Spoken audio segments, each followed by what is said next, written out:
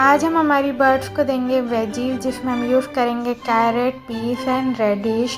हम हमारी सारी बर्ड्स की प्लेट्स को रेडी कर लेंगे इन सारी वेजीज से। एंड हम हमारे फिंचेस के लिए पीस को थोड़ा सा स्प्लिट कर देंगे because they are tiny finches. ये रहे हमारे cockatiel and look at this कि ये कितना एंजॉय करते हैं इस डाइट को, बहुत अच्छे से खाते भी हैं। ये फुल सोर्स ऑफ न्यूट्रिशन है। And look at this, all my budgies and cockatiel and finches are taking it very nicely.